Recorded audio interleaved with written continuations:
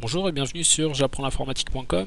Donc dans ce tutoriel, on va apprendre à créer un fichier MP3 à partir d'un CD grâce au logiciel CEDEX que vous pouvez télécharger sur télécharger.com. Donc pour l'installer, vous double-cliquez donc dessus et vous faites toujours suivant, suivant, terminé. Ensuite, on va voir quand même tout de suite pour le passer en français. Donc vous allez dans poste de travail, C, vous double-cliquez, Programme Files et dans CEDEX ici, vous avez langue. Donc le fichier que vous pouvez télécharger en plus sur télécharger.com, vous l'enregistrez ici. Donc pour ma part, il s'appelle French, comme ça. Et quand vous ouvrez, donc vous ouvrez CEDEX.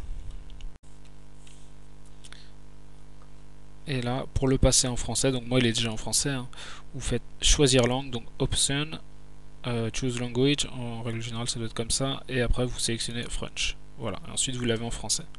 Donc maintenant on va convertir une chanson d'un CD. Donc vous rentrez le CD à l'intérieur.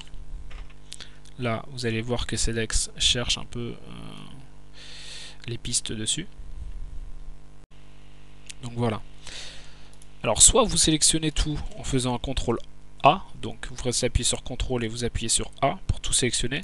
Ou si vous voulez sélectionner quelques-unes des chansons, vous restez appuyé sur CTRL et vous sélectionnez 3, 6, 8. Pour notre part, on va faire que la chanson 1, donc je clique sur 1, que je peux renommer. Chaque piste, je peux les renommer, hein, avec l'artiste, le titre, etc. Donc ça sera à vous un peu de patauger là-dedans, essayer de voir ce qu'il faut changer.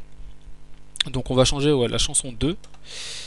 Et ici, donc vous avez tous les icônes qui vont vous servir donc à changer votre fichier, soit en MP3, soit en WAV, etc. Donc notre fichier ici, il pèse 30 mégaoctets environ. Donc à droite, vous allez de la piste donc vers MPEG, comme vous pouvez le voir ici. Donc ça va être notre cas ici. Vous cliquez dessus et il commence directement la conversion. Donc là, on arrive vers la fin. Voilà. Donc là, il a fini de le convertir en MP3. Donc ça a pris une petite minute. Donc pour savoir où est-ce qu'il l'a mis justement ce fichier, vous allez dans Outils, Options, pardon, Configuration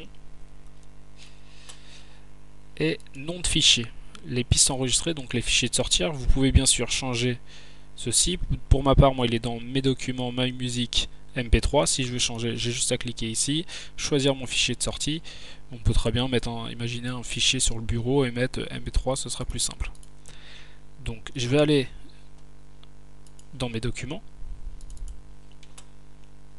dans My Music, j'ai donc My Music ici, et vous avez votre fichier MP3. On n'a pas rentré le nom d'artiste, pas de titre, c'est pas important. Et vous avez donc le fichier ici qui pèse plus, comme on le voit, 3,83 mégaoctets, comparé à tout à l'heure où il en faisait 10 fois plus. Donc l'avantage c'est ici de pouvoir convertir, faire une sauvegarde aussi de ces CD et pouvoir les convertir et les mettre dans son iPod, dans son lecteur MP3 pour pouvoir stocker un maximum. En gros on peut mettre 10 fois plus de son qu'un fichier classique. Donc sur un CDR par exemple on va pouvoir graver jusqu'à 10 albums au lieu d'un seul pour un fichier classique. Certes on perd un peu en qualité mais la compression MP3, c'est une compression où on compresse des sons non audibles, mais ça altère, les puristes vous diront quand même que ça altère un peu le son. Donc voilà pour ce tutoriel de conversion en MP3. Vous pouvez retrouver tous les autres tutoriels sur j'apprends l'informatique.com. Salut!